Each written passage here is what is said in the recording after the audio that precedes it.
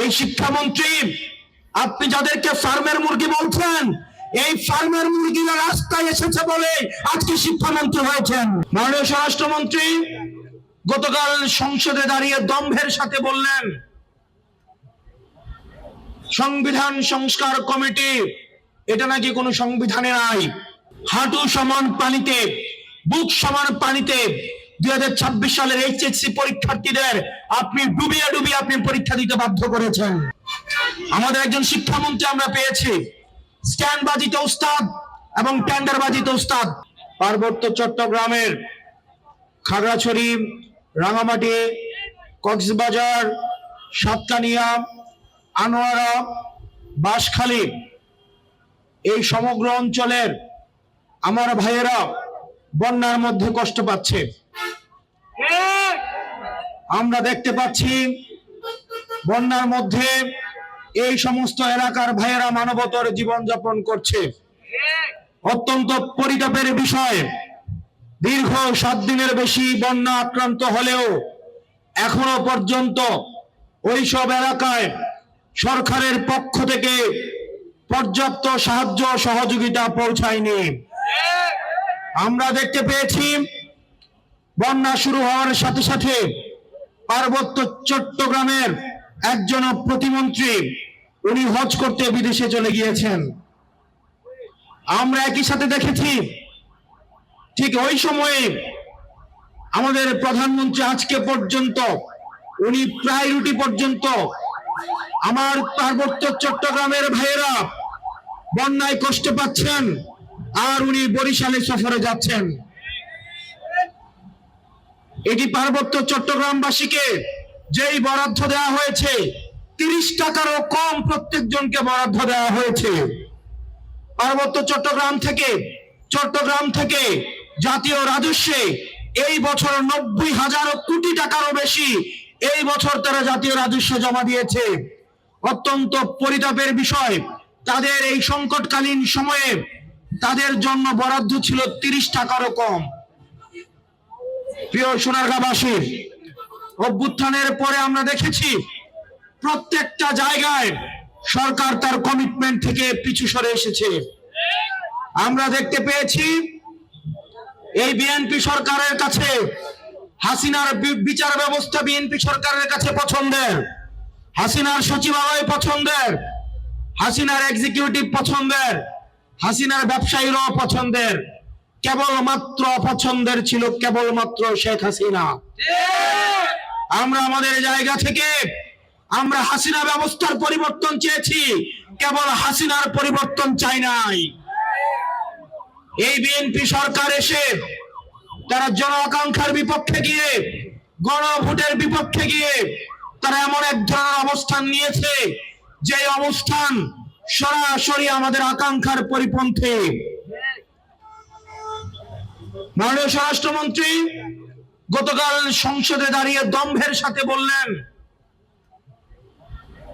সংবিধান সংস্কার কমিটি, এটা নাকি কোনো সংবিধানে নাই। এটা যদি সংবিধানে না থাকে 2026 সালের নির্বাচনও কোন সংবিধানে ছিল না। সংবিধান অনুযায়ী নির্বাচন হওয়ার কথা ছিল 2029 সালে। সংবিধান অনুযায়ী আপনার থাকার কথা ছিল শিলংয়ে। সংবিধান অনুযায়ী মাননীয় প্রধানমন্ত্রী থাকার কথা ছিল লন্ডনে। সংবিধান অনুযায়ী আপনার নেতা কর্মী থাকার কথা ছিল ধানক্ষেতে।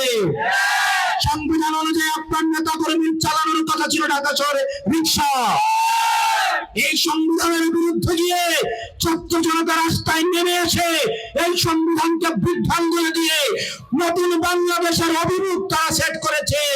অত্যন্ত পরিতাপের বিষয়, আপনার ছাত্র জনতাকে বিভ্রান্ত দেখিয়ে আপনার জনগণের বিপক্ষে অবস্থান নিয়েছেন। প্রিয় বিএনপি সরকার, আপনারা বুঝতে পারছেন আপনাদের পায়ের তলে মাটি নেই। সেজন্য আজকে সাধারণ শিক্ষার্থীদের 2026 সালের এইচএসসি পরীক্ষার্থীরা যখন কিছু দাবি নিয়ে রাস্তায় এসেছে, সেখানে আপনারা আওয়ামী লীগ সরকারের মতো সেখানে আপনারা বিভিন্ন সন্দেহ করেন এবং ছাত্রদল 2026 সালের এইচএসসি পরীক্ষাদের মাদকাসক্ত বলে তারা আখ্যায়িত করেছে। আমাদের একজন শিক্ষামন্ত্রী আমরা পেয়েছি, স্ট্যান্ড বাজিতে উস্তাদ এবং টেন্ডার বাজিতে উস্তাদ। ক্যামেরা স্ট্যান্ড বাজি, পিয়ার স্ট্যান্ড। মাননীয় শিক্ষামন্ত্রী সব জায়গায় গিয়ে বলে নকল আর চলবে না। 2026-এর শিক্ষার্থীরা আপনাদেরকে দেখিয়ে দিচ্ছে এই স্ট্যান্ড বাজি আর বাংলাদেশে চলবে না। হাঁটু সমান পানিতে, বুক সমান পানিতে 2026 সালের এইচএসসি পরীক্ষার্থীদের আপনি ডুবিয়ে ডুবিয়ে আপনি পরীক্ষা দিতে বাধ্য করেছেন। এবং একটা পরীক্ষার প্রশ্ন আপনি প্রণয়ন করেছেন, আপনি পরীক্ষার প্রশ্নের মধ্যে 2টা সৃজনশীল আপনি ভুল দিয়ে রেখেছেন। একটা পরীক্ষার্থীর তখন মানসিক অবস্থা কি ধরনের হয় একবার চিন্তা করেন। সে যখন দেখে প্রশ্নপত্রে ভুল, সে যখন নিজে চেষ্টা করে পরীক্ষা উত্তর মিলানো, পরীক্ষা দিয়ে এসে হয়তো বুঝতে পারে প্রশ্নপত্রে ভুল, সে যখন উত্তর মিলাতে পারে না, তখন পরীক্ষার মধ্যে কি ধরনের মানসিক অবস্থা তৈরি হয় একবার চিন্তা করেন। আপনারা একবার দুঃখ প্রকাশের প্রয়োজন বোধ করলেন না, বরং এই শিক্ষার্থীদেরকে আপনারা বলছেন মাদকাসক্ত। এই শিক্ষামন্ত্রী আপনি যাদেরকে ফার্মের মুরগি বলছেন, এই ফার্মের মুরগিরা রাস্তায় এসেছে বলে আজকে শিক্ষামন্ত্রী হয়েছেন। এই ফার্মের মুরগিরা রাস্তায় নেমে এসেছে বলেই শিলং থেকে এসে সংবিধান বিশেষজ্ঞ হয়েছে।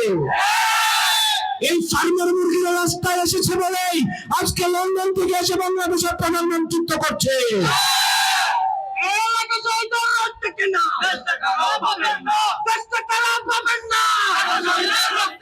শিক্ষামন্ত্রীকে বলবো, শিক্ষার্থীরা গিনিপিগ নয়, শিক্ষার্থীদেরকে নিয়ে এক্সপেরিমেন্ট বন্ধ করুন।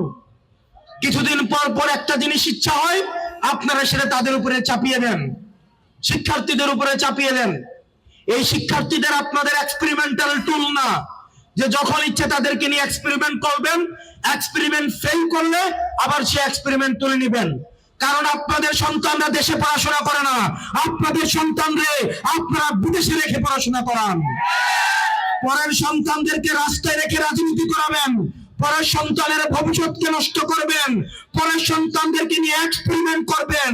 এই বাংলাদেশ নিয়ে এক্সপেরিমেন্ট আর আমরা আপনাদেরকে করতে দিব না। 2026 সালের এইচএসসি পরীক্ষার্থীদের প্রতি সংবেদনশীল আচরণ করার অনুরোধ করব। না হয় এই শিক্ষার্থীরা যদি রাস্তায় নেমে দৃঢ় অবস্থান নেয়, আপনার পাটাতন যে শক্ত না, এই অর্ধবেলা আন্দোলনে সেটা বোঝা গিয়েছে। প্রিয় সোনারগাঁবাসী, এই সোনারগাঁতে আমরা দেখেছি, এই সোনারগাঁর যিনি এমপি রয়েছেন, উনার ছেলে চাঁদাবাজির কারণে থানায় গিয়ে মুচলেখা দিতে হয়েছে। বাপ হচ্ছে এমপি, ছেলে করে চাঁদাবাজি, থানায় গিয়ে দেয় মুচলেখা। আমরা দেখেছি সারা বাংলাদেশে গ্যাসের হাহাকার, কিন্তু আমরা সেখানে দেখলাম রাজনৈতিক ছত্রছায়ায় সেখানে গ্যাসের লাইনের অবৈধ সংযোগ নিয়ে মেল ফ্যাক্টরিগুলি লক্ষ লক্ষ কোটি টাকা সরকারকে রাজস্ব ফাঁকি দিচ্ছে। সেখানে যে চুনা ফ্যাক্টরি গুলো রয়েছে, সেই ফ্যাক্টরি গুলোতে লক্ষ লক্ষ কোটি টাকা প্রত্যেক বছর রাজস্ব ফাঁকি দিচ্ছে। আরেকটা গ্রুপ রয়েছে, ভূমিদস্যুর গ্রুপ, মাফিয়া গ্রুপ বসুন্ধরা, সেখানে শত শত মাইল মাইল জমি তারা দখল করে নিচ্ছে। এবং তাদের কিছু মাফিয়া মিডিয়া সন্ত্রাস রয়েছে, সেটির মধ্য দিয়ে এই ভূমিদস্যু, চাঁদাবাজ এবং ধর্ষকদের পক্ষে তারা অবস্থান নিচ্ছে। প্রিয় সোনারগাঁবাসী, আপনারা দেখতে পাচ্ছেন এই সোনারগাঁয়ের যে নদীগুলো রয়েছে, যে খালগুলো রয়েছে, সেই খালগুলো রাজনৈতিক সমঝোতার মধ্য দিয়ে সেগুলোকে দখল করে ফেলা হয়েছে। আমরা 24 পরবর্তী বাংলাদেশে এই ধরনের বাংলাদেশ আমরা চাই না। ব্যবসায়ীর হাহাকারের মধ্যে রয়েছে, ফুটপাতের হকাররা হাহাকারের মধ্যে রয়েছে, রিক্সাওয়ালা ভাইয়ের হাহাকারের মধ্যে রয়েছে। 200 টাকা ইনকাম করলে 50 টাকা বিএনপি ছাত্রদল যুবদলকে চাঁদা দিতে হয়, স্থানীয় এমপিদেরকে চাঁদা দিতে হয়। এই চাঁদাবাজির বাংলাদেশ আর চলবে না।